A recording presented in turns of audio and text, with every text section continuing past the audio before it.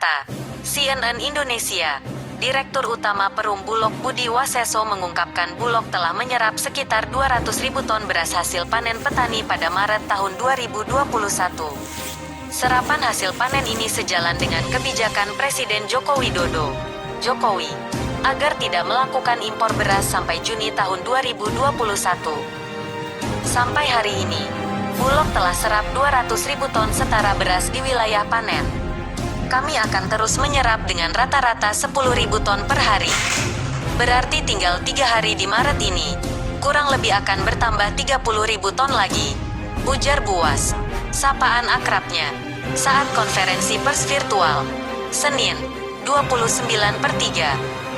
Menurut hitung-hitungan Buas, hasil serapan beras panen petani akan membuat stok perusahaan dari sekitar 850.000 ton menjadi 1 juta ton pada akhir bulan ini dengan turut menghitung konsumsi harian masyarakat. Proyeksinya, stok ini akan bertambah menjadi 1,4 juta ton pada Juni tahun 2021. Sebab, panen raya petani masih akan berlangsung pada April dan Mei tahun 2021, serta sisa panen pada Juni tahun 2021. Lepas dari Juni, baru penentuan kebijakan lanjutan akan dievaluasi dengan melihat stok. Pak Presiden sampaikan Bulog akan serap sampai Juni. Kami utamakan produksi petani dan sampai Juni kita evaluasi, tuturnya. Di sisi lain, Buas kembali menegaskan bahwa Bulog tidak pernah akan melakukan impor bila tidak perlu. Terakhir, impor mau tidak mau harus dilakukan pada 2018.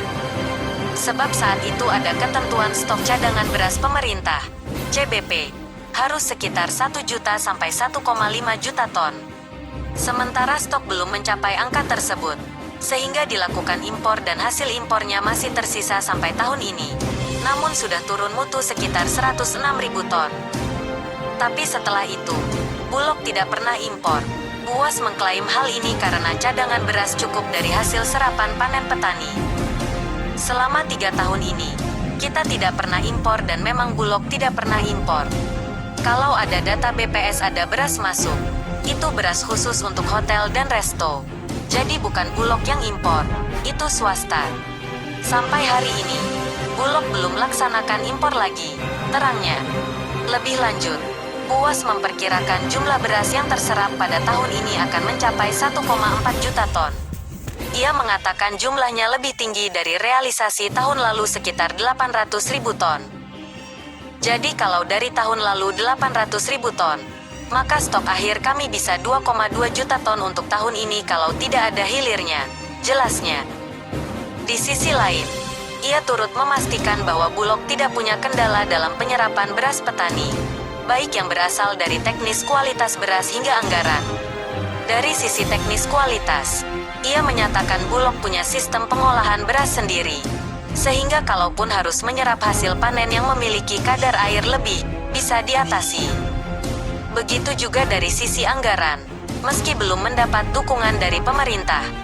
Bahkan, Buas mengklaim ia tidak perlu dukungan dana dari pemerintah karena bisa mengandalkan pinjaman dari perbankan. Anggaran penyerapan walau dana itu pinjam, Bank BUMN bersedia mendanai berapapun yang kita butuhkan dengan bunga komersil. Itu tidak ada masalah bagi Bulog. Mau kita uang pinjaman, tidak apa. Asal penyalurannya pasti dan jelas. Karena kalau tidak kita akan terbebani oleh bunga dan berdampak ke kerugian dan turun mutu beras Bulog. Umpamanya pinjaman sampai 4 triliun rupiah pun kami punya. Misal sekarang 200.000 ton itu 2 triliun rupiah. Itu bisa, tidak masalah. Tapi yang penting serapannya, pungkasnya. Uli, AG.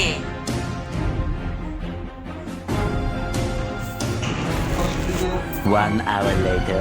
Pak, tentang kepastian pemerintah untuk impor beras di tahun ini, Pak.